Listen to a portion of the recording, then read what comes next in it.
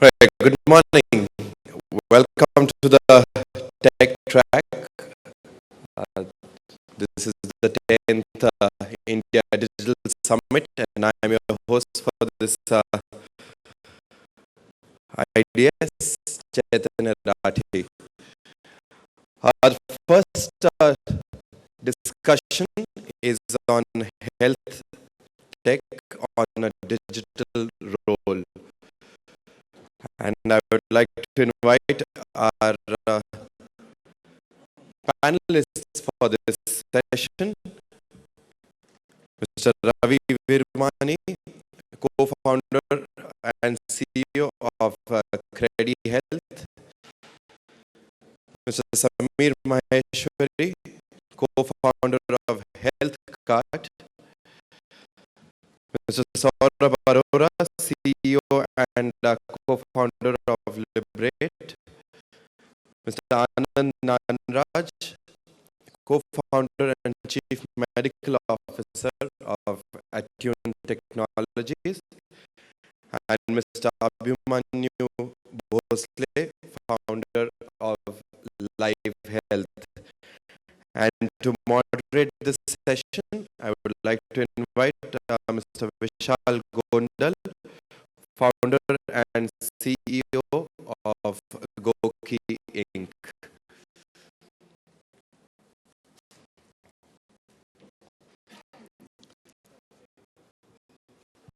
This will be a 1-hour discussion, so we'll have the question and answers towards the end. Thank you.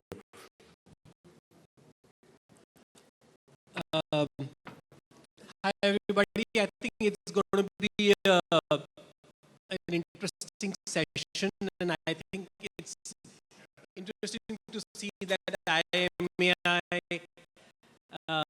has recognized that digital health is now the new and exciting space. India is an amazing country. As you know that in India you can call and have a pizza delivered to your house in 30 minutes, but getting an ambulance is going to take a lot more time. You can call an Uber, but you can't call a doctor. There are many use cases which now regular Indians are using the internet for. But when it comes on the health, there are a lot of challenges on the last mile delivery, on regulation, on various aspects. However, as we know, it is one of the biggest opportunities. India is the capital of heart disease, blood pressure, I mean, you name it, and there are millions of users with challenges. I think the key thing, and we are going to discuss this here, is how some of us are working towards a helping cure or helping treat patients with already existing challenges and helping bridge that divide. And on the other end, there are some discussions on the preventative side of things, because finally, as our Prime Minister also spoke about, that if India does not take care on preventive health, there is just no way the system can take care of itself. So, quick introduction. I think we will just go from left to right. We'll have the panelists introduce themselves and tell a little bit about their company so that you know some context. We are then going to have a few questions here and then open up the questions to the audience. So why don't we start with you, sir? Hi everybody, I am Ravi Virmani. I run CrediHealth. CrediHealth is a medical assistance company. We admit about 500 patients every month across 400 hospitals all over the country. And we are like a health concierge. So we are the leaders in our space where we, from the first diagnosis to treatment to rehab, we help the family throughout. So it's online discovery and offline delivery. Fantastic. I am, hello everyone, I am Samir, I am the founder of Healthkart. We have been around for 5 years. We are a nutrition store of the country, online nutrition store. So we try to help out different type of consumers like muscle building consumers, weight loss customers, and maybe family general immunity customers to basically discover and buy the right nutrition products for themselves. Hi, I'm Saurabh from Lybrate. We are the largest online doctor consultation platform through which we allow users to consult doctors in a very seamless and frictionless manner through either text, voice, or video.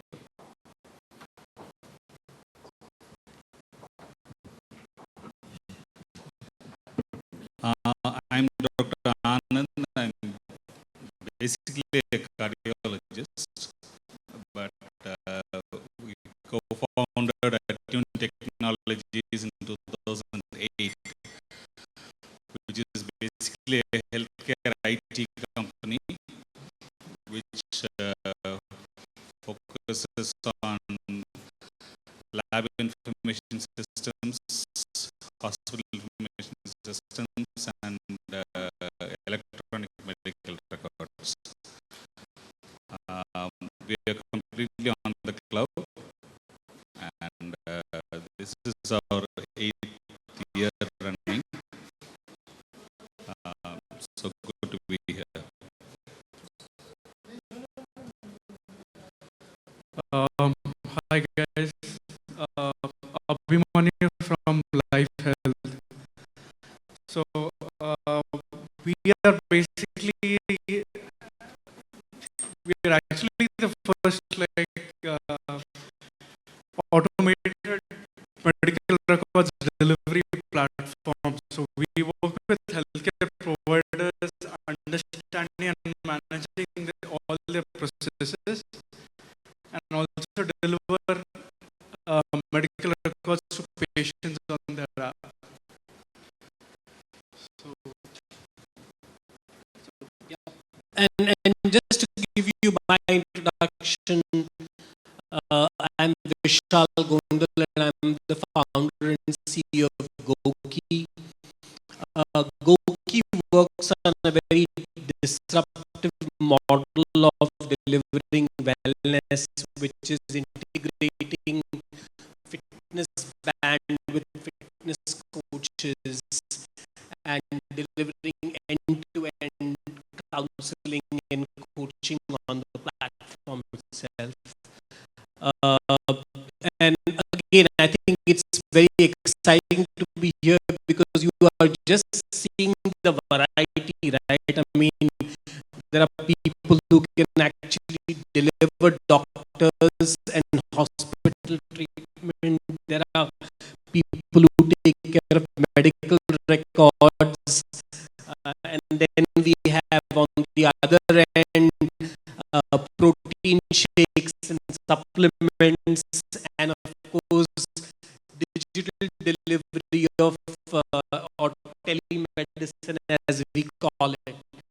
So basically right now India is a landmine of challenges when it comes to regulation. We just won net neutrality today, so that was an exciting day. So I want to start with actually the another one, and I'm coining this word called med neutrality. So there is a huge challenge right now, as you know, the online delivery of drugs, medicines.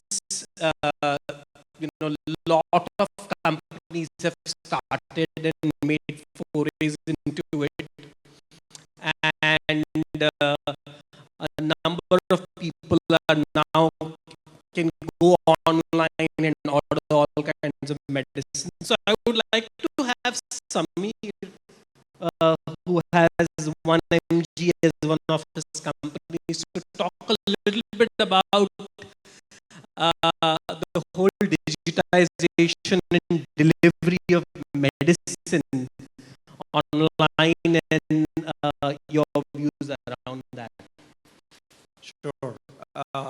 So I think this is a ongoing debate in terms of now everything and anything that you can buy online. So why not medicines, or is it possible? What is the legal stance for buying medicines online? So frankly speaking, the context is the drug, the Drugs and Cosmetic Act, which governs the delivery of medicines, was formed in 1942, and obviously there was no internet in 1942, and it has been only amended once. So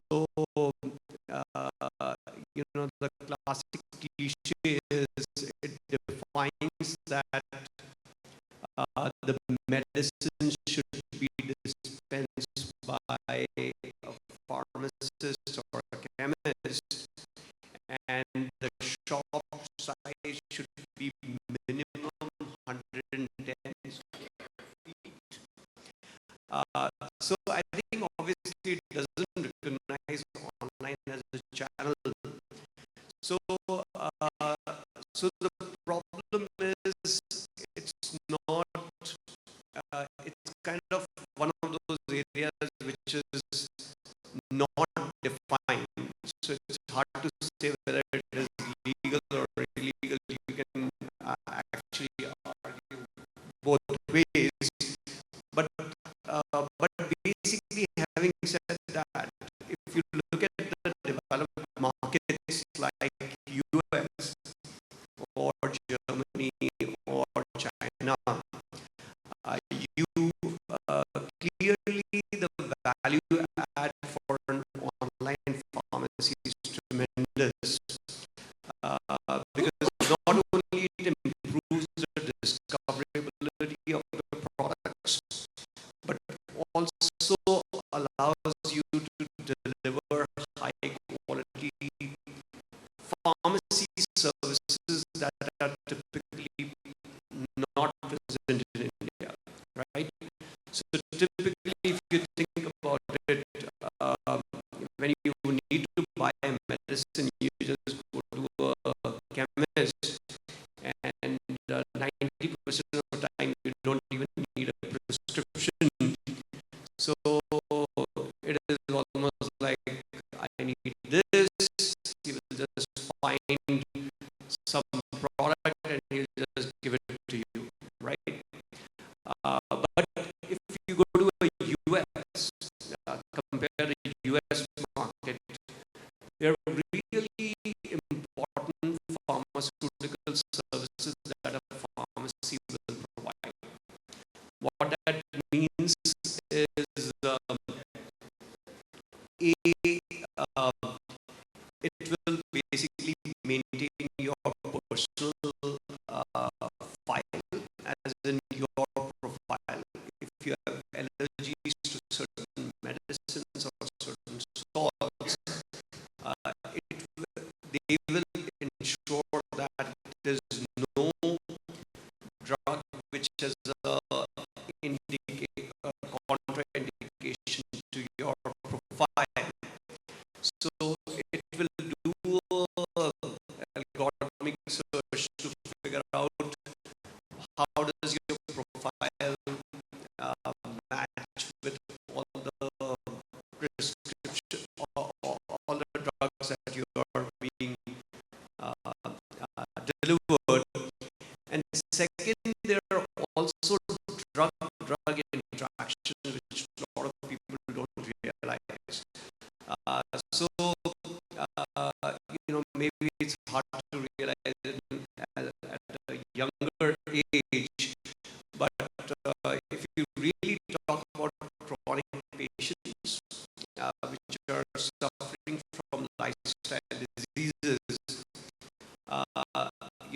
they might have diabetes and they might have heart condition, and there are certain things which cannot be taken together.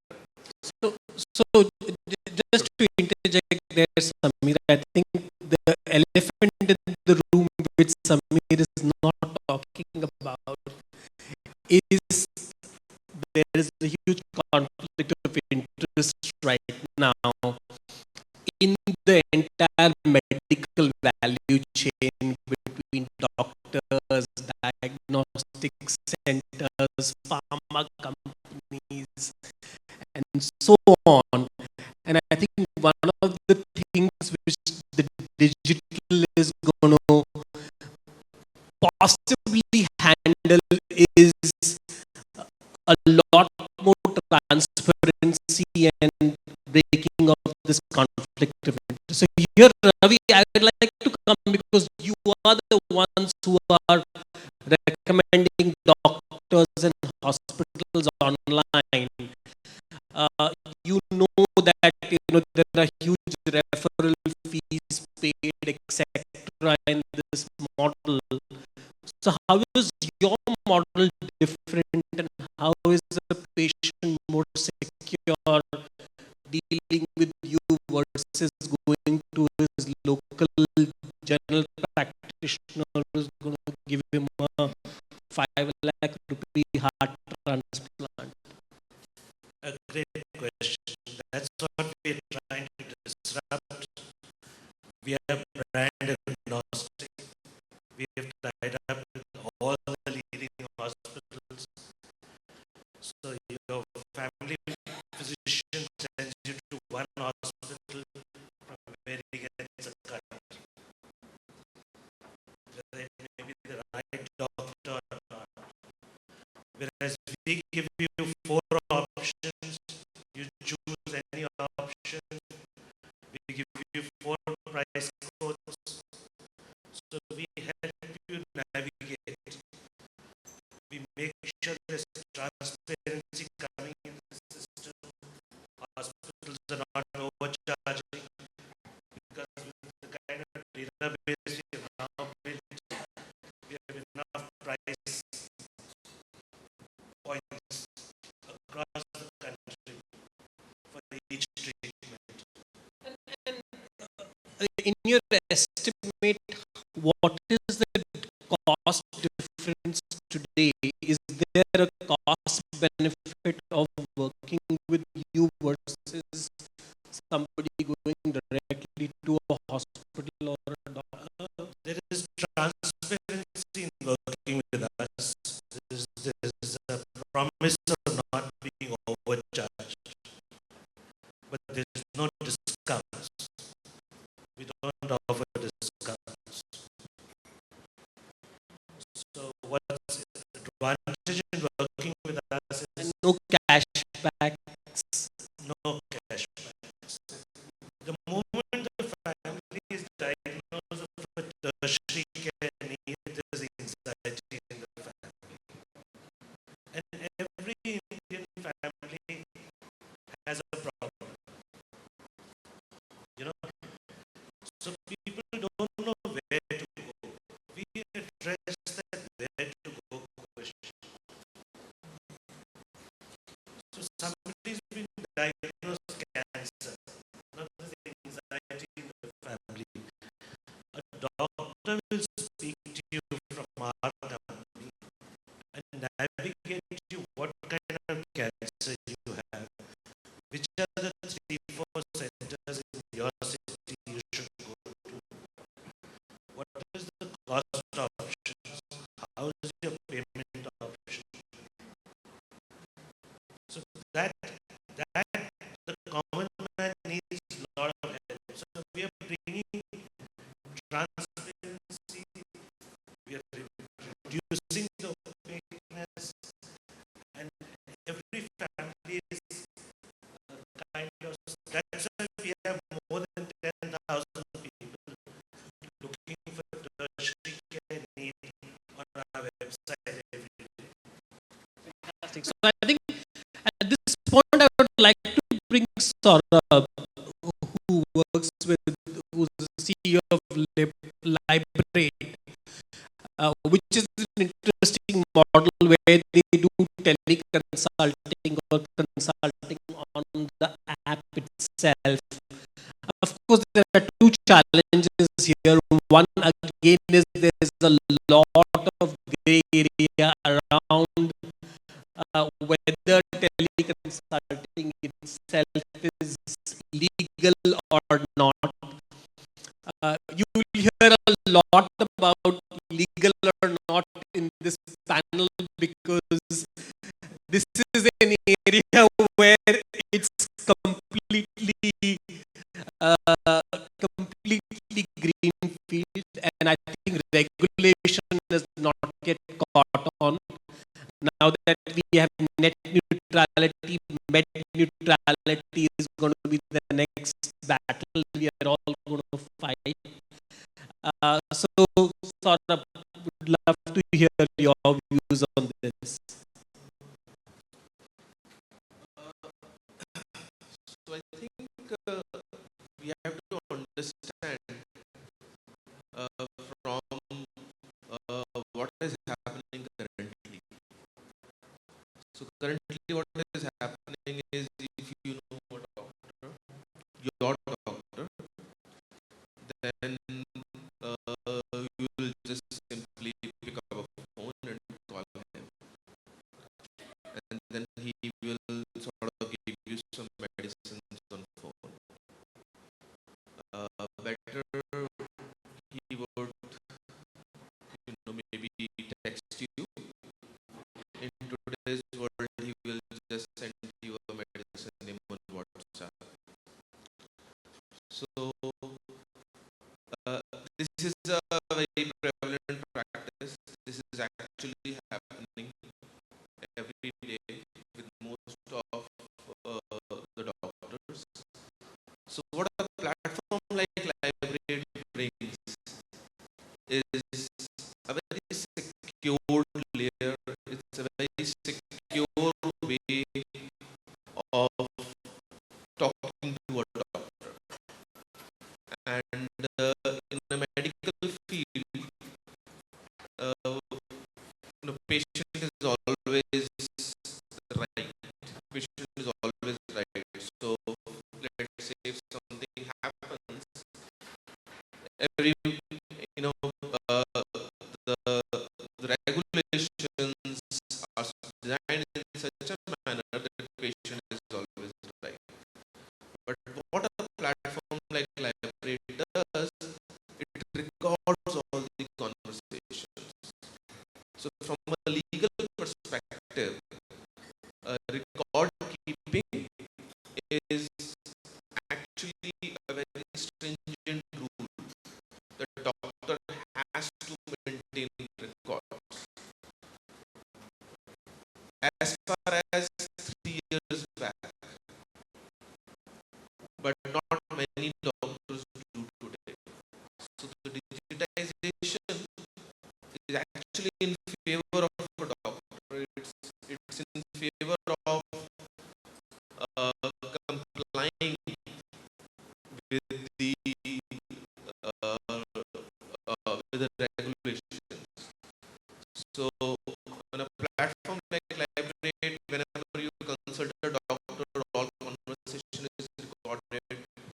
You do a phone call with the doctor from Librate app, that is also recorded. You can do a video call, that is also recorded for either the doctor or the patient to view it at a later stage, at any given point of time. So I think that trust, that transparency in the conversation is actually beneficial from a legal standpoint. So we are actually helping doctor comply with the existing norms. So there are a lot of norms which exist. For example, I need to note down your address. Doctors usually wrote down 25/M.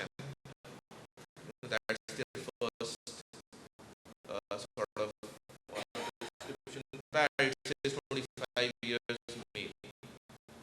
But not only that, they are required to note down the address. But not many people would ask. In fact, not many doctors would, sort of practice this. But a platform like Library, that happens, when a patient comes in, he's been taken care of. So everything which is legally required for a medical opinion is actually captured upfront. So I think digital platform would actually help in complying most of the regulations, right? And that's sort of our premise, that whenever we design a new process or a new workflow, we ensure that we are following the medical guidelines. So, just curious, how many people over here have taken some kind of an online advice from a doctor? Anybody here? One, two. So, yeah, few people here. So, the question is, what are you seeing? What is the trend? Who are the people who are actually going for online consulting? And what kind of doctors are they going and seeing online? And is there a different behavior which you saw offline versus online? So I'll say there are two types of user needs. So we'll segment the user in two buckets. One is a latent need, which is a hidden unmet need today. For example, I'm developing a rash here. I may ignore my health. I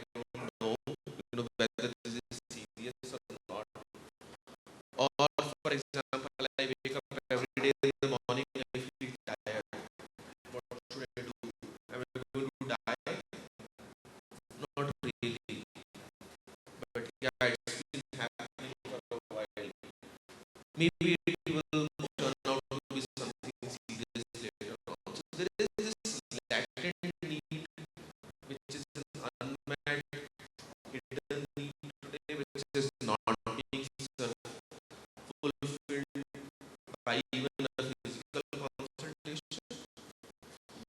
Then the second use case is, we call it one-to-one. So one is like a first opinion, second is a second opinion, third is a third opinion, and is an nth opinion. So what we are seeing today is a lot of cases on one-to-one side, which is the second side. People already know that they want to consult a doctor. What we bring is access, what we bring is convenience, what we bring is affordability.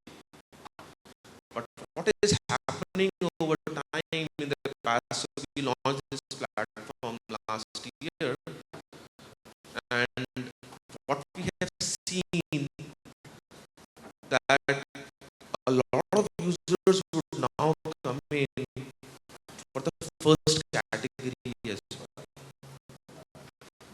which now they see that, hey, this is the platform that I tried when I was actually in need. I knew that I have to go. Now there are things that I might not have gone otherwise, but since a platform like Lybrate is there, it makes it super easy for me, makes it frictionless. So that's the category that we are now trying to we have seen surfacing that, but that's not our focus. Our core focus is still people who have the need. Yeah, and I know this question is a little odd, but everybody would like to know that how are you different than Practo, because Practo seems to be doing so many things in this space. I think Practo could be doing pretty much what all of us are doing as one company. So how is Practo compared to what you do? Maybe. So I think you got the answer. You just said doing too many things. I think that's the number one difference. Right? So there are many things. Internally as a company, we are very different, but I'll not get into it for some of the folks who would, love to explore opportunities of working with Lybrate. I'll be available after the panel. And you can pay the finder's fee to IAMAI. Yes, we can do. We have a great referral fee as well internally, and so. But I'll talk about from a patient life cycle perspective. So when some changes happen in our body, we try to feel something, whether it is sickness, whether it is uneasiness, or whatever. So what we do is, that's the first stage, is discovery. And in this discovery, mom is the biggest doctor. All moms are doctors. So I'll go, if I'm an 8-year-old kid, I'll go to my mom. So the first step is discovery, in which case I'll go find a doctor also. I'll book appointment also, for example. So that's a discovery phase. Second phase is from a patient's which I'll go talk to a doctor. The doctor will say, the first thing he'll say, how are you feeling? I'll sort of, sort of describe him or them, what I'm feeling. So that's the consultation phase. The third phase is the diagnostic / lab space, wherein doctor might advise some tests. So that's the third phase. Fourth phase is the medicine phase, in which, based on the test or irrespective of the third phase, doctor might prescribe certain medicines. So that's the fourth phase. The fifth phase, now that I have gone through the met the doctor, I have gotten some tests, I have got some medicines. The fifth is the follow-up phase. So what Lybrate today does, it's in the second and the fifth phase, which is the consultation and the follow-up, which involves talking to a doctor. That's what we do, and that's what we do best at scale. So that's our core focus. Everything starts from a So doctor. for everybody, Saurabh in his past life was a product manager at Facebook. So he has segmented everybody into a bucket. So that's really exciting. So I think I need to quickly jump on my other side here. I think one big challenge in the health space is data. All of us have probably undergone, thousands of tests and hundreds of reports, but they're all lying down somewhere in some corner of our house, or the files are missing. There is a huge problem of health records, and I think we have two companies here who are trying to solve that problem. So let's start with Abhimanyu. You could tell us a little bit about the whole challenge around digital health records, and how is that problem going to get solved? Sure. So one of the biggest problems right now is when when the records are generated in the healthcare providers, like for example in the diagnostic or the hospital space, they are not maintained properly, and there's no a standardized digital version which we can share with other doctors, other providers, or with patients.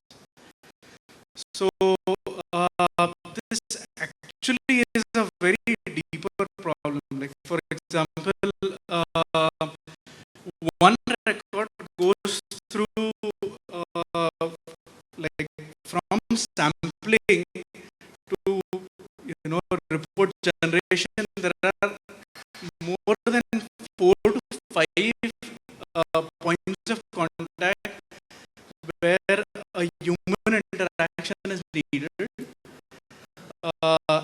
and the record is authorized by a human, and that creates a lot of ambiguity in the entire record. So if the records are not standardized and digitized in the healthcare provider space, like let's say one hospital is managing records and it's not properly managed there, you can't deliver it to patients. And one of the biggest challenge past that is every provider has its own standard. So what happens is, you go to Lal Path Labs, they have a different way of representing reports, they have different reference ranges. You go to Metropolis, they have a different ranges. And it becomes like a huge mess, like, managing, understanding medical records. So that is one of the biggest problems. So standardization is like based on ranges and way to represent. I don't think it's ever gonna happen. But one thing which we can do is, have a central repository where it can be shared to patients. And the data can be data and not files. So that is one of the main differences that we bring in. So on our platform, for example, if a CBC is done, it is treated as 18-20 parameters and not a file. And that gives us access to different trends and different understanding of the patient, which we currently don't have. So for example, you're doing a lot of tests, and in the end, you don't know, next time you do the test, what was the difference? Maybe it matters, maybe it doesn't matter, but you don't have the data. Right now, we are trying to fix that as one of the key problems in the provider end. The providers, if they don't manage data properly, will never be able to share it with patients. And we have a model where we think it is the providers or the hospital's diagnostics who should be giving records to patients, and patients shouldn't be managing on their own. It doesn't make sense. Why should I already pay for the record? They have good MIS. So I know Attune is also doing something similar, but I wanted to understand from your perspective that give us a sense of how health records are managed in a country like US or somewhere else compared to India, and how far are we from getting to those standards? No, as far as digitization is concerned, once you get into the space of digitization, everybody is almost around the same problem, right? In India, there are less number of people who have gone into that space. But whoever is in that space are facing the same kind of challenges. And in US, there is a lot of incentivization to do so. So there are more people dedicated to doing that. And they are paid to do so. Right? Here you are only beaten to do so. Right?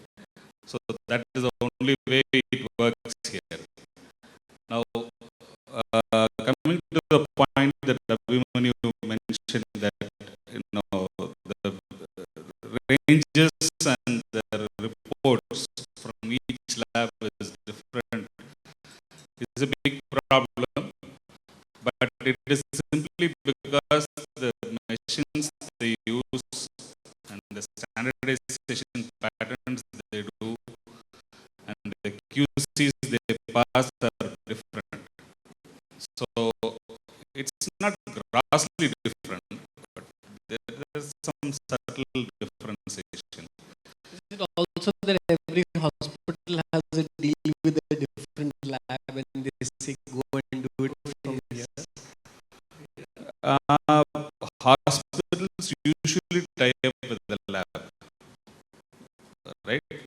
Because one is for operational reasons, and very rarely it is for financial dealings, because there is a business sharing pattern. But as a patient, I go to, let's say, X lab, I have a report, but when I go to the other hospital, they say, sorry, this report is not valid, I want you to take another test. Um, yeah.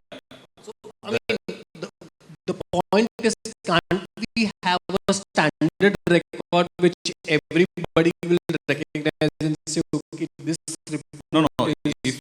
If you have a report from a very standardized lab, I don't think anybody will refute that report. But if you have a lab report from a mom and pop lab, and I'm going to take a treatment decision on that based on one value, which may not be so reliable, there is an issue. And after 1 year, you realize that your entire diagnostic path was wrong because the first value was wrong. So that is the reason why tertiary hospitals So do not. as a patient, how do I solve this problem? How do I know the report I'm taking is going to be recognized or people will...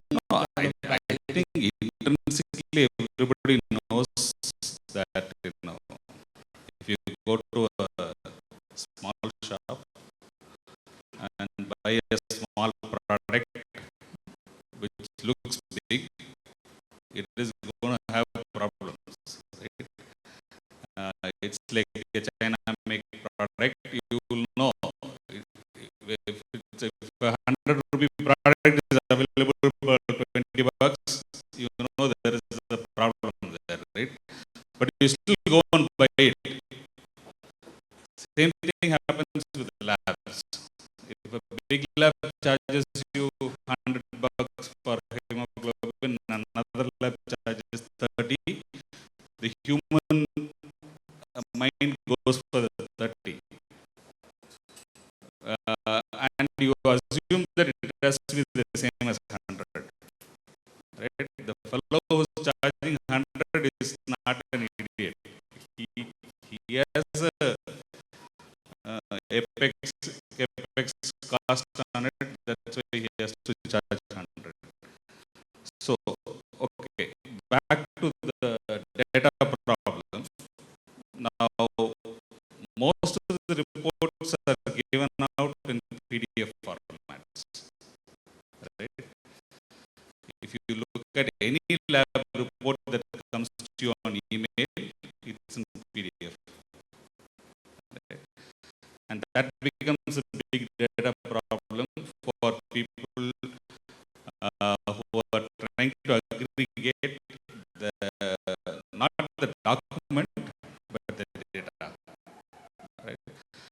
And each lab comes up with different set of parameters. Like for if you do hemoglobin CBC, some have 18, some have 16, and there are smaller labs which do only 12. I'll explain this a bit. Complete blood count has hemoglobin, packed cell volume, TSR, total count, differential count. There are parameters like that. Some machines throw out 18, some machines throw out 15. And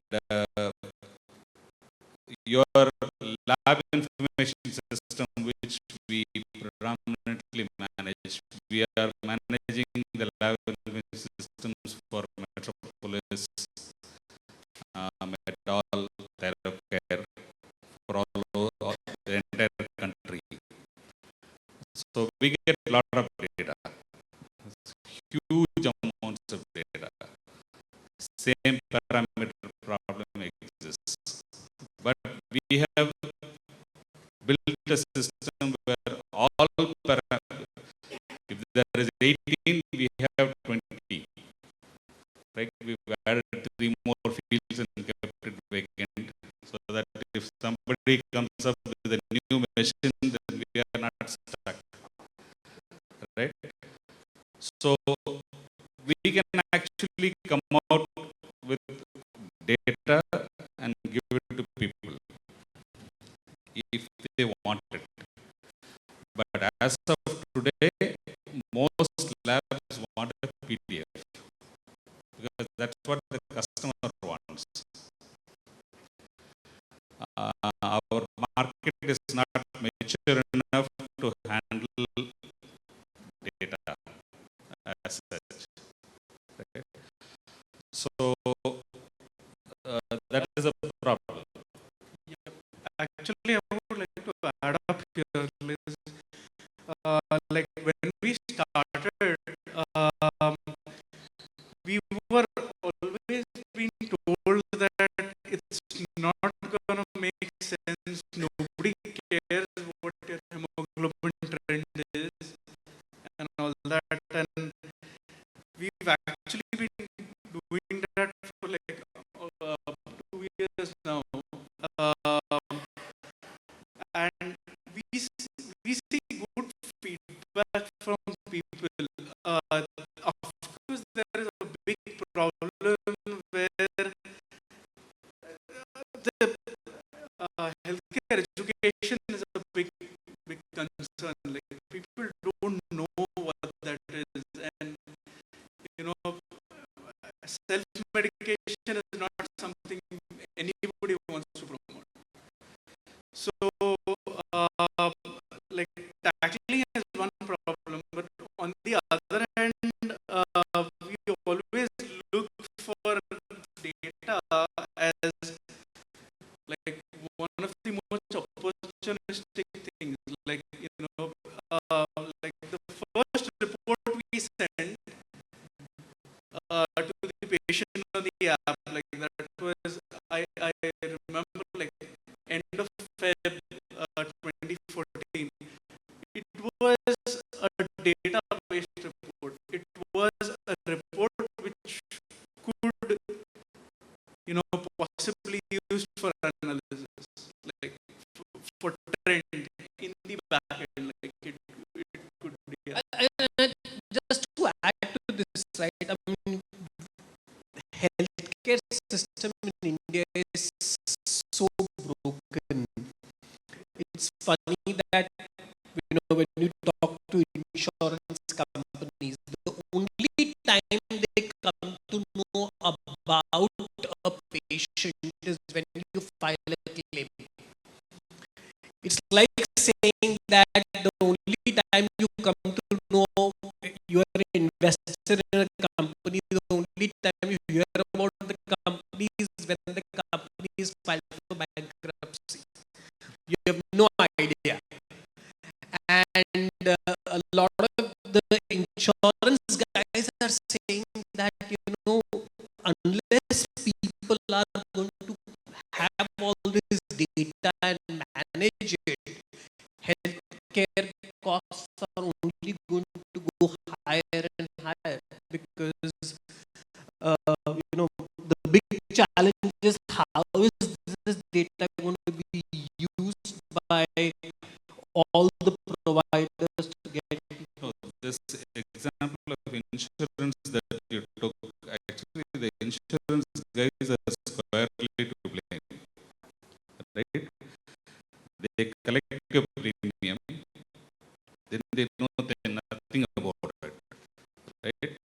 only time you will get a call from is for the renewal,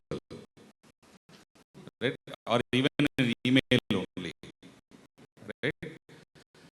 Then they wait for 15 years, and then when you have filed for your claim, they reject it, right? So this is a system they've been following, which has to change, right? They have to What get. I just heard now is that all the hospitals, the minute they know your insurance limit is X, automatically your bill comes close to that insurance limit. No. See, there is a. I know all of you have pleasure in picking on this, uh, but there are realities, right? If you take a pacemaker, it ranges from 1.5 lakhs to 4.5 lakhs. Depends on the technology involved in it. If you take a single chamber pacemaker, it is 60,000 rupees, right? If you take an MRI compatible, 3 Tesla MRI compatible pacemaker, it's 4 lakhs, right? So now when a patient comes to you and paying from his pocket, you give him the entire range. Where do you think he will pick? He will pick somewhere in between, and he will say, okay, I'll take 1.5 Tesla MRI, which is 1,75,000. If he has a 5 lakh insurance, he is going to pick the 4 lakh pacemaker, right? He will say, somebody is paying for it, let me go for the best. This is how costs go up, right? Somehow the public has the impression that hospitals are just throwing in some empty bills to fill up the rest of the money. But just to counter on that, right? I mean, you can look at data. 40% of hospital admissions are completely not necessary or avoidable. 40%, because people are getting admitted for viral fevers and conditions which are completely manageable. So yeah, there is a 60% is definitely there, but there's a huge chunk I think 40 of is a admissions which are completely 40 is a very big number, but very much so the patient is responsible for at least 90% of that 40. I know what happens because they come to the emergency, they have viral fever, you tell them you take paracetamol and go home, they'll say, no doctor, I have insurance, I will stay for 24 hours and go. Right? And Vishal, I'll add to that. Hospitals don't like medical treatment patients. That doesn't mean too much profitability for them. They want surgery. They want procedure patients. so they want to cut you. Yeah. So they don't like dengue, viral flu, food poisoning patients, because then they're just charging for the bed and a little bit of consumables. Yeah. So viral fever patient is actually, wasting hospital money, right? And if you have a patient, if you have a patient with diarrhea, he is wasting water also. Right? So, and you hardly make revenue out of it because you are giving him tablets and he is just wasting water in the toilet. So does it mean that the, the solution to this is finally going to be around digital delivery? I mean, that's what it really looks like, right? Hospitals don't want cheap patients No, who no, are not no. having. Hospitals are not against it. I'm just saying, if you are looking at it from a revenue point of view and thinking that 40% of patients are admitted unnecessarily for the hospital to make money, then that is not the way to look at it. That's what I'm saying. But the other problem is now, um, if you look at reimbursements also, they also have their rules on it, right? Minimum 24 hours. They don't have OP reimbursement. If OPs are reimbursed in insurance, the admission rate will automatically come down, right? So just to claim the insurance, they want to stay in hospital for 24 hours. So that becomes recurring loop. But the question really is because the data is not talking to the hospital and not talking to the patient. There is so much inefficiency there. I mean, if you look at this entire value chain, by the way, most of us have met for the first time ourselves. So you can see that, the reality is all these things need to be integrated in a way. And how far are we from that integration? I think Ravi could talk about how. We are very far. Today, if Fortis has 25 hospitals, they have 25 HIs. I used to run the Max group of hospitals. So there we have only 12, 14 hospitals. So we could have one system. But today, even a group like Apollo does not have one system. So we are very far, we are very inefficient. The system is broken, like you say. The only good news is that I think the doctors in this country are very good. We have good talent, we have good equipment, but we don't have good care, we don't have good critical care, we don't have good rehab. So we need a lot to fix the system. So I think at this point, Samir, I know you are very passionate about the whole space of wellness and impacting fitness and nutrition, and that's really one of the big things everybody is focusing on. That is, let us focus on the preventative side of things. So how is Healthkart and working on this? So, yeah, absolutely a great space. So, obviously, if you look at the US, I'd like to add to the previous point discussion that we were having.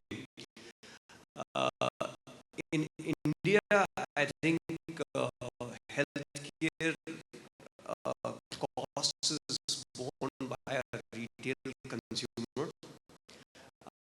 because the insurance penetration is only 15% in India. If you compare this to US, the insurance penetration would be very, very high, 90% plus. So that insurance plays as a policing agent to create incentive for data and trying to bring it all together and using that data. And I think until this, because in India you have doctors, you have providers, you have consumers who arguably have different incentives in the value chain, and that is why this data growth is not happening. But on a preventive side, obviously, we are seeing, we have been around for 5 years, and we see a huge opportunity in the way preventive care is happening in terms of fitness, well-being. In US, you see a lot of examples of government or insurance companies incentivizing people to be fit, because ultimately that is how you reduce the cost burden of the overall system. In India, obviously, that mechanism doesn't exist, but we are seeing India has a lot of younger population.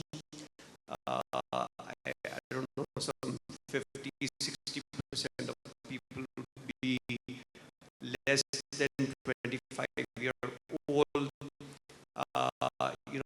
People are more conscious, conscious about their fitness more and more.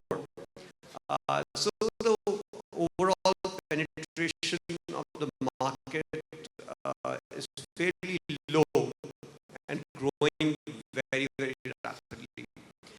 And clearly, wearable technologies like GOQii and managing your fitness and all that is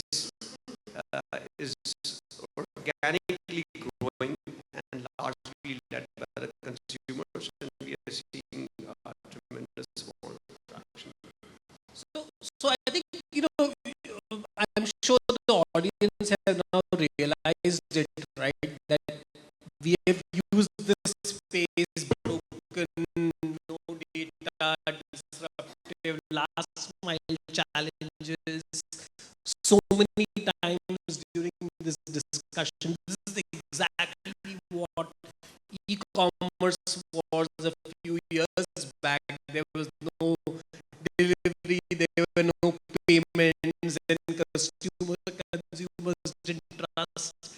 But today we know how the entire e-commerce space has disrupted pretty much the entire consumer segment.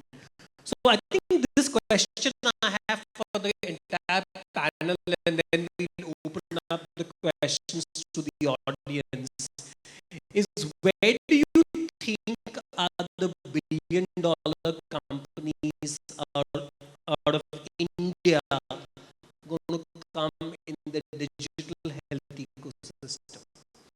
Not making hospitals, not physical, the digital health ecosystem.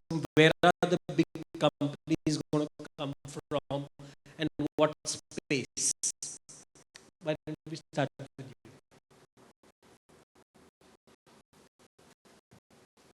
I think companies which can significantly add value to the patient, to the visitors, to the public, which can bring transparency and help to penetrate into tier 2, tier 3 cities. I think that those are the parameters I So you're saying go more deeper into India to get scale. provide more health care Okay. to the people of India. Yes, Samir. I think there would be significant value to be created both on the preventive side and medical side of things. And healthcare is not, one solution fits it all. And I find it very, very hard, at least in the near seeable future, for one company to do it all. There's going to be a consolidation phase, maybe 5 to 10 years from now. But you will see, consultation plays, you will see fitness plays, and individually very, very focused plays, creating their niche and ultimately sort of growing in that direction. So you're saying it will be fragmented. There'll be too many companies. Yeah. They won't be one clear leader. Yeah. Or Even we talk about medical records, but keeping medical records for different specialties, different chronic care versus a regular patient is very, very different problem to solve. So I believe there would be specialized place for that. Saurabh. Like I said earlier, there are different segments, 5 segments. And I think for each of this segment, there is an opportunity for companies to add value. Having said that, I would echo Ravi's point of bringing transparency, increased access. But I think the bigger play is what consumers want. So India is unique, as you said, in e-commerce, and I'll just like to add one point. In US, all innovation is driven by businesses. So, for example, no consumer in US said, I want to rent my couch, but Airbnb guys thought about it, and today is Airbnb. Uber didn't happen because people were shouting on a forum saying, I want to have a cab, give me an app. But Uber happened because folks thought about it. In India, it's the other way around. Most of the innovation is actually demanded by consumers. So cash on delivery is not because somebody in e-commerce thought, it's because we as Indians were not comfortable sharing a credit card, saying, this can be copied. Two-factor came in India because we as Indians didn't rely on, giving my credit card out to a guy in a restaurant, and we say no, online it's not safe. So a lot of innovation in India that has happened, it's from consumers themselves. So what we are seeing, at Lybrate itself is what people are talking, what people want to talk about what are the kind of problems that people want to consult. So I think the bigger point is the company that can address consumer pain points first. Forget about providers, forget about labs, forget about everyone else. Then I think there's a lot of value that can be created if the company can address a consumer pain point, because consumers are the innovators in India, not the companies. And I think I just want to add to this. So we have a philosophy which we believe in, that everybody wants to go to heaven, but nobody wants to die. So I think from a consumer perspective, nobody wants to get sick. Nobody wants to go and see a doctor. Nobody wants to go to the hospital. It's, so I think the major innovation is what we are going to see is on the preventative side. I think we are glad to see a government like our Prime Minister himself promoting yoga. There is actually a Ministry of Ayush in India which is again promoting preventative health care. So I would say that is going to be a big opportunity. Of course, data is going to play a big role in that. So let's hear from you on that. Yeah. So I think, as most of them said, there's going to be some consolidation at some level, and with the population that we have, I think there's no model is going to work unless you look at the consumer. So it has to be driven by consumers, and I think our challenge is to deliver a product that the consumers want really to have. Right? So far, we really don't have that. Who marketed email? Nobody marketed email. It just took off because everybody saw value in that. Right? Immediate value. Even if they had sold it for a price, we would have bought it. Right? They gave it free. So today, most of what we are trying to sell lacks that value that people are able to latch on to. So I think whoever cracks that part of providing true value, whatever we provide, I think the consumers are just going to take it up, and India is just booming with educated people, and I think that's the right market.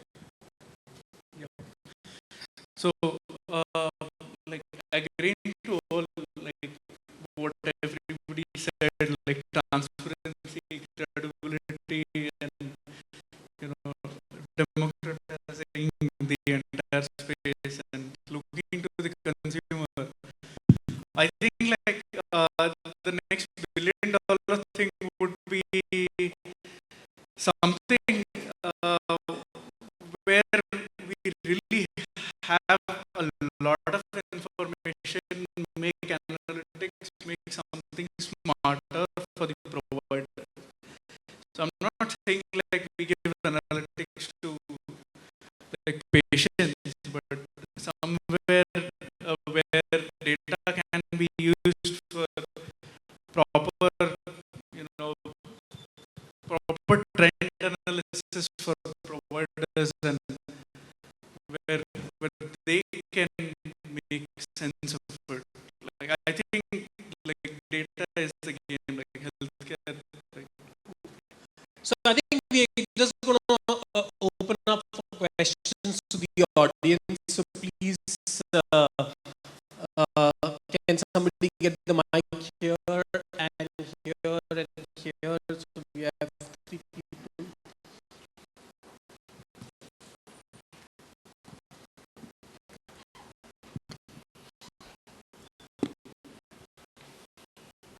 Yeah. So why don't you start? Yeah, please. Hi, my name is Abhishek, and I have a question for all of the speakers here. We've been talking about data so much that it almost feels that you know we're hungry for data, but we forget that this data is not anybody's to own. It's my private data. It's health data. So where do we draw that line of privacy of data? Because if I'm going to run analytics on somebody's, you know, genetics, I mean, I'm crossing a line, maybe or maybe not. I mean, there's a gray line, or you know. So where do we draw that line? So I think maybe we can have Attune talk about it. You deal with a lot of these analytics. So big data, when we talk about big data, you're talking about individual data, right? The moment you look at it as a big data, it is all anonymous data, right?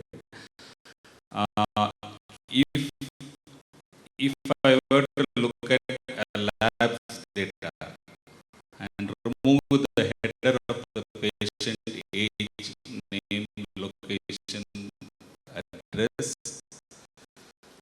it really has no value to me, and it impacts nobody.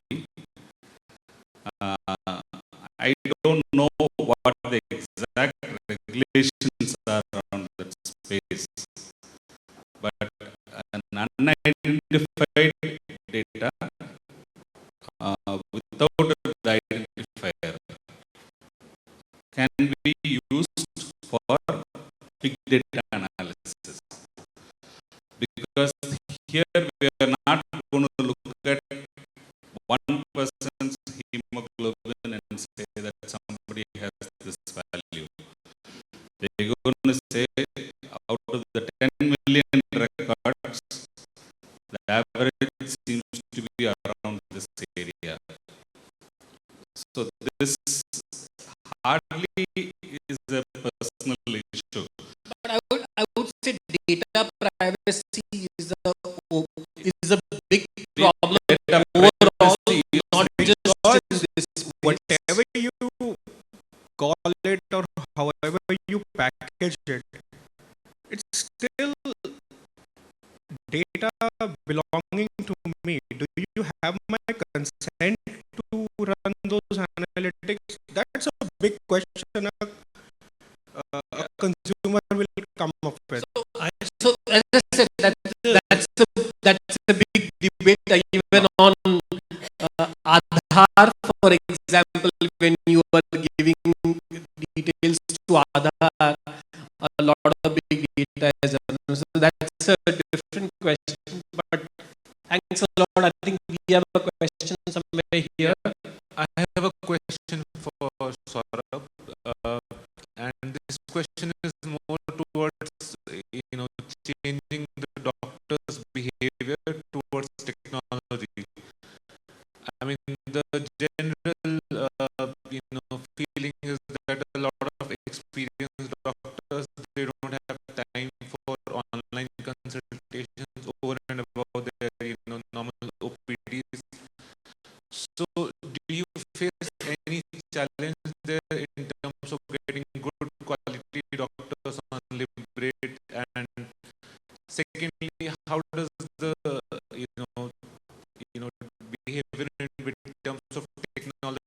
option, come into play there?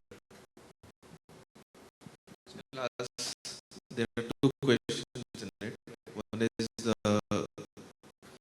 the busy doctor. The second is the challenge with the doctors themselves, whether they are technologically advanced or not. So I'll answer the second question first. So I think the second question, the answer is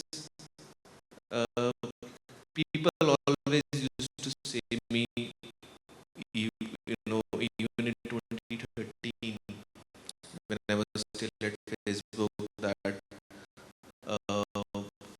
doctors are not technologically advanced. I think it's a false statement. Doctors are technologically advanced as long as they have a mobile phone. So everybody uses WhatsApp, everybody uses a phone call. So if you can use WhatsApp, the promise to a doctor is that you will be able to use Lybrate.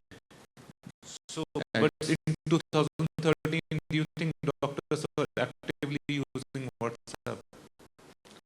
Yes, there were some of them, but a lot of the doctors were using text messages, if not WhatsApp, but they were using some form of electronic communication with the patient. It need not necessarily be a very fancy or a complicated practice management software, but that's essentially not the future is. The future is in simplistic interfaces.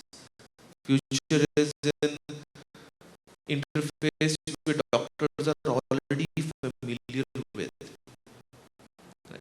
So that's what we attempted to do, and I would say all doctors are technologically advanced to the extent that they have an Android phone or an iPhone, and they are able to use the same system. Just like a taxi driver can use Ola or Uber app, doctors are way smarter. Can I contribute to that question? What,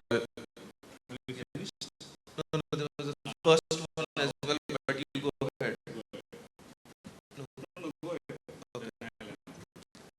So the first part is with regards to the busy doctors. I would say whatever I say, don't believe me. Open the Lybrate tab, find a cardiologist, and see the kind of cardiologist that you would have. You would be surprised. There are cardiologists with 50 years, 40 years experience as well on the platform. So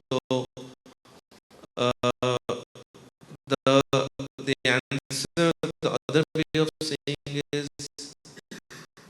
all doctors, even if they are busy or not so busy, they want access to patients. So it's a myth that now I don't want patients. So that is a common need, inherent need. The second need is I want people who are busy, they have a lot more need to manage it efficiently. So if you were to go to a very busy doctor, you will find his mobile number, but that mobile number is his assistant's mobile number. He will have two phones, one dedicated for his family, the second is for patients. So the doctor is actually looking for a solution to better manage his life, and that is something which is not been there. So our pitch to a busy doctor is, will manage your consultations far better, will help you see the needy patient first, not the patient as Anand said that I want to be there for 24 hours, but how can I uh, filter my queue so that I see the needy patient first?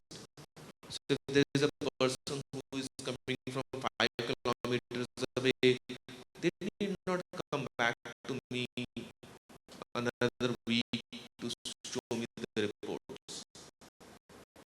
But today, WhatsApp is the only mechanism. So that's how. So for different doctors, the pitch and the pain points are, the address are very different, even from a platform like Lybrate. The next question. Yep. So,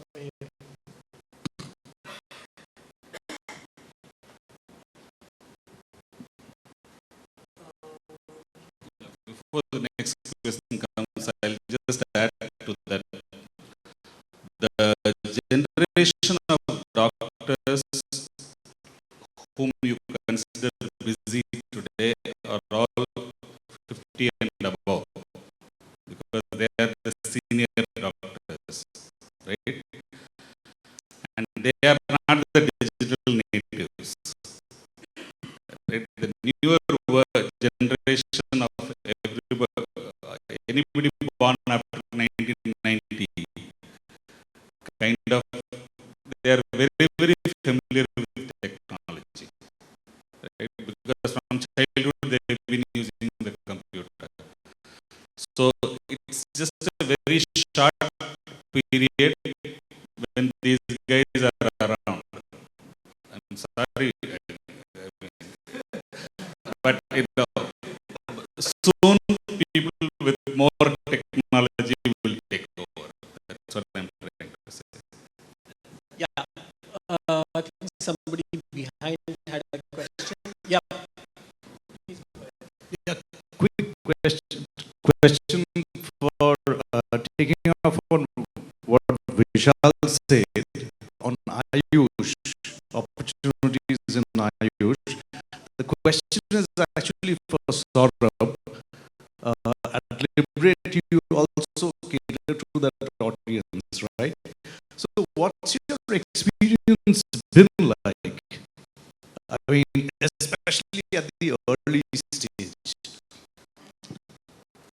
So Ayush is quite popular in India, and I would say more so abroad as well. So Ayush stands for Ayurveda, Yoga, Unani, Siddha, and Homeopath. So for those of us who don't know, so it's an alternate form of medicine which is recognized by Government of India, as Vishal said, is the Ministry of Ayush as well. So on Lybrate, we see a lot of Ayush doctors that are very active. More so than that, what we see is a user behavior. So people would come in and they have a gallbladder problem, and they would say, I don't want a modern medicine solution. I want an alternate medicine solution. So people would come and specifically ask, for a solution like that. So I would say the trend is, I wouldn't say that it's increasing or decreasing, but forget the trend, forget the percentage of use cases also, which is modern versus alternate medicine, but there is a substantial number of users who would come in with a need. They would already know that they would want an alternate medicine solution, as opposed to someone who just will see a problem and wouldn't know. So I think the users, I would say, the knowledge among consumers on Ayurveda, homeopath is a lot higher compared to what we as general users, would feel. Yep. Yes. Yeah. I think we have time for another 3 questions.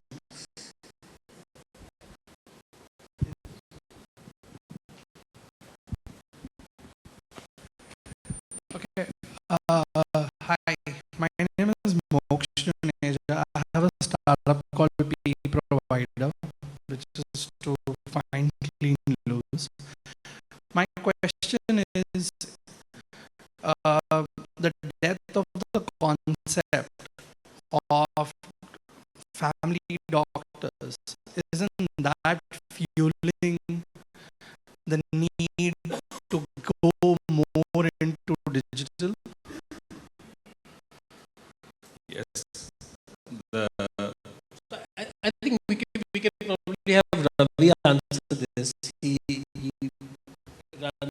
has been with the It's it's not yet, the concept is not dead, but it's diminishing. The importance in the life of the family, the doctor's importance is diminishing. And because we are now getting, like the US, neighborhood clinics, where in one clinic there are 8 doctors sitting.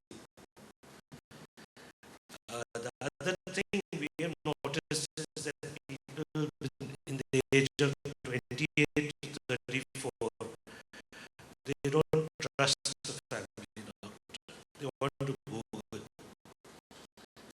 So our visitors are 80% in that age group, but the patients we admit are 53, 54. So nowadays the trend is Google, doctor, Google. This is a new trend. So sometimes they just want to Google about their symptom. Then what did the doctor say? They want to Google that, because busy doctors spend 5 minutes with the patient, and the patient's family is educated now. They're very smart. They're very demanding. They want to know more. So then they go back to the internet to search. So you are right that the trend is that the family doctor concept is reducing and diminishing. yeah, that big, that's actually a big problem today. There is a problem and an advantage, right? The problem is in systems like UK, where you have to go through your GP to meet the specialist. There is a long waiting time, right? You will have to wait 3 months to meet a Whereas in India, you can meet anybody you want, right? You just have to fix up an appointment and go. But the Googling part brings up a lot of issues, right? I've been practicing. Patients will come to you and come with the diagnosis, right? They will say, I have gastritis. Then you ask them, no, what is your problem? They'll again say the same thing, right? And they'll come with complex diagnosis.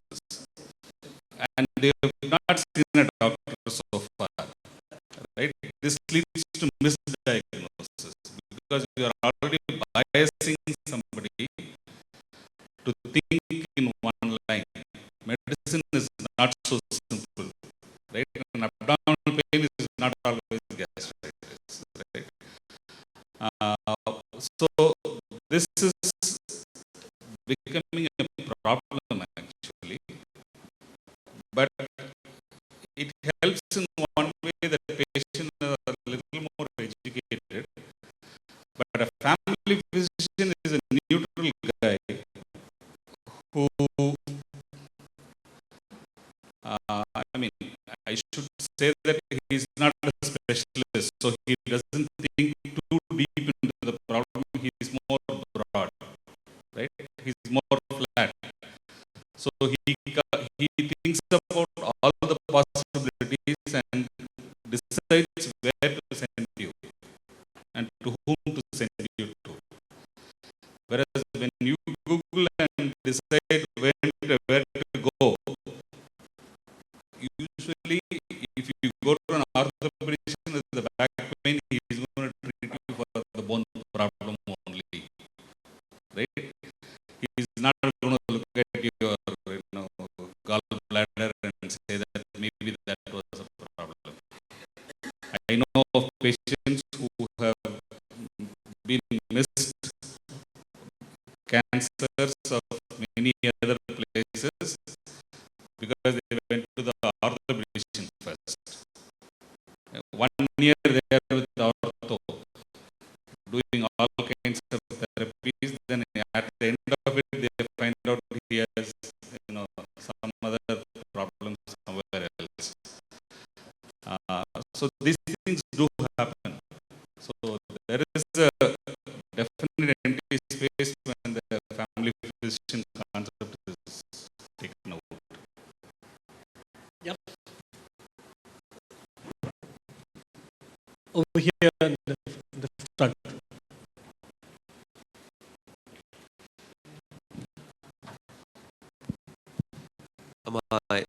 My name is Shubham Chopra, and I've got a question for Samir. Samir, Healthkart is in supplements, nutrition, and fitness, which would be in the wellness industry, a bit different than the medicinal healthcare part. So the general convention in India, as far has been so that you're having a supplement, it's not really natural, and even the parents would ask their children that if it's not necessary, don't have it, or even the educated people would go to the doctors, and the doctors would not be too convinced or willing to look at the nutritional needs of the child, of the athlete, as to say, and then recommend. So how has Healthkart faced and cleared these problems? Of course, you've been in this industry for 5 years and being the pioneer in India now. How have you guys been tackling with this problem? So, so clearly there are a lot of myths around supplements, and rightfully so, because frankly speaking, in India,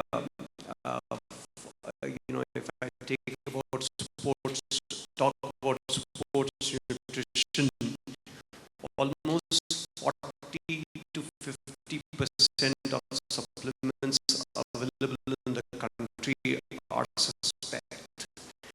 So suspect means either imported through gray channel, authenticity is a huge risk, and frankly speaking, you will openly find counterfeiting, corporations which are making counterfeit powders, mixing steroids, and give it to consumers. But honestly speaking, so this is a challenge, and I think that is one of the fundamental reasons why we as a corporation has grown, because we had promised authenticity to consumers. In terms of consumer education, a lot of people don't know, for example, that whey protein is a byproduct of cheese. So where it gets a lot of these connotations is when people start mixing steroids or maybe some artificial stuff which is not really good for your health, and a lot of these myths start going from that direction. But if you look at the data, 35-40% of India would be vegetarian, and vegetarians don't get enough protein in their diet, and these things lead to much more bigger problems down the line, which people don't realize right away. So from our perspective, we do invest in category development, a lot of education. We get tons of queries around usage of these products online. So we have trained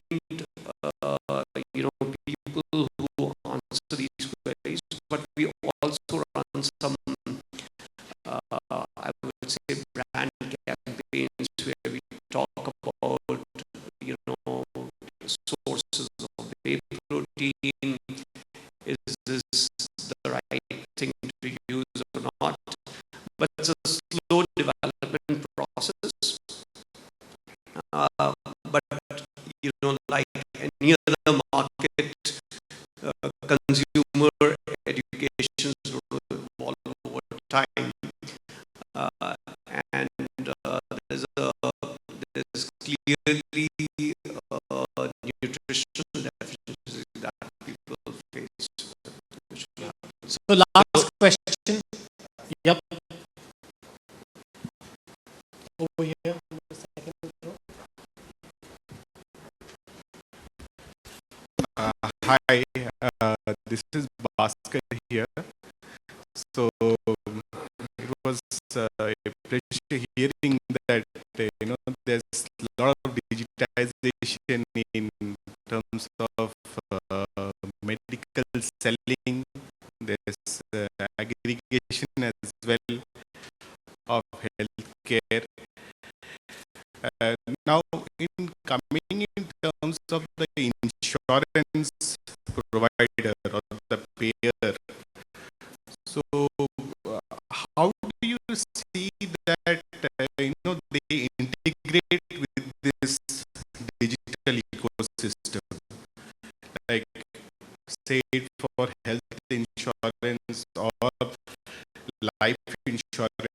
providing a need-based solution for the customers and reaching out to them.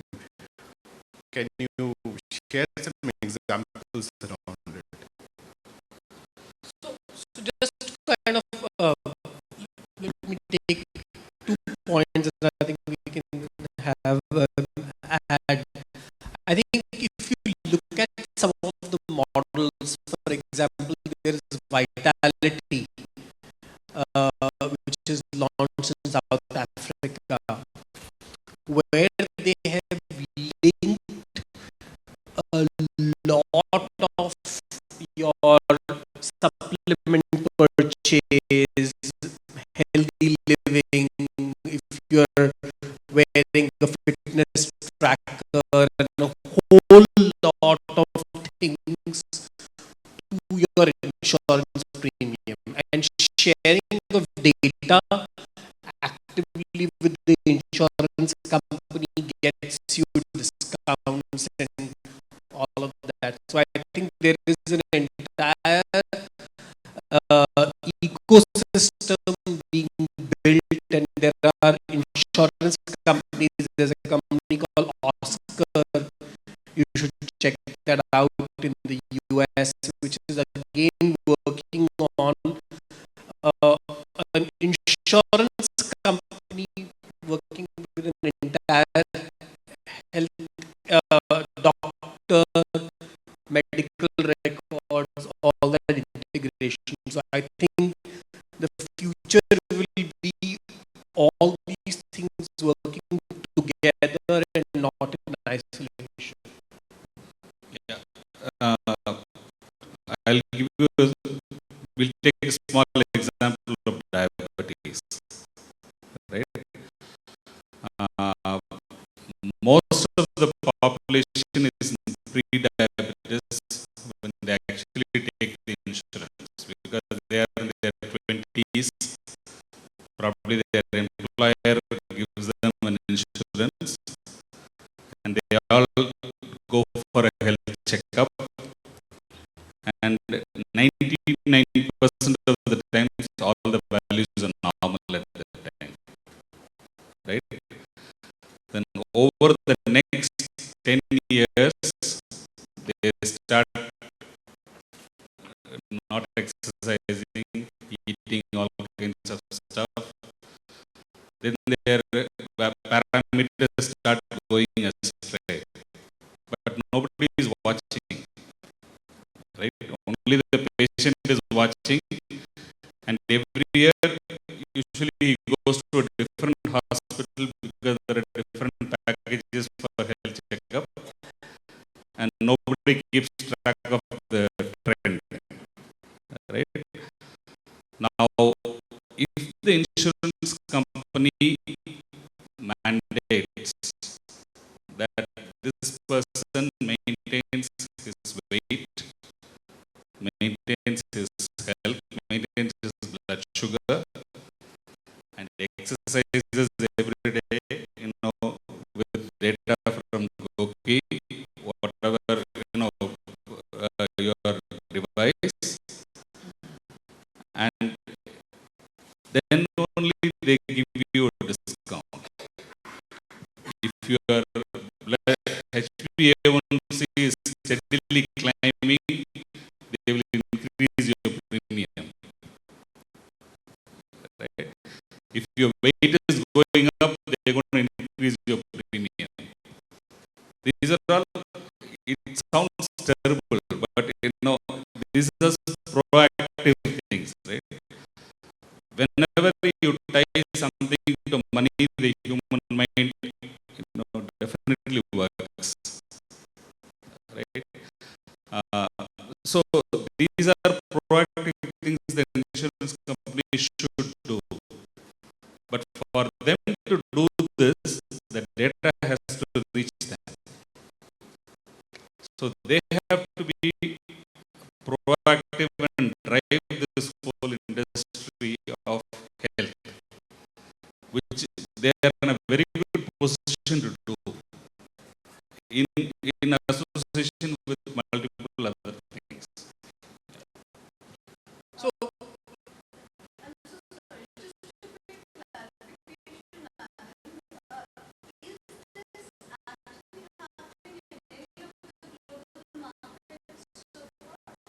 that is what Vishal said, right? It is happening, but it can be much better. In India, it's not happening. In South Africa and the US, they are trying to do this, but I think this should be made a policy that the people who take insurance should be responsible for it. I mean, it is an indirect way of stick and carrot story, but this is how we can improve health overall. Right? Instead of waiting for 10 years till you have diabetes, renal failure, and then the insurance pays only for the transplant. Right? I mean, it hardly makes sense. So I mean, just to kind of summarize, as you figured out from this discussion, the entire healthcare ecosystem has several challenges at data level, at access level, at conflict of interest levels, at regulation levels, at multiple levels, which is why it is such an exciting space.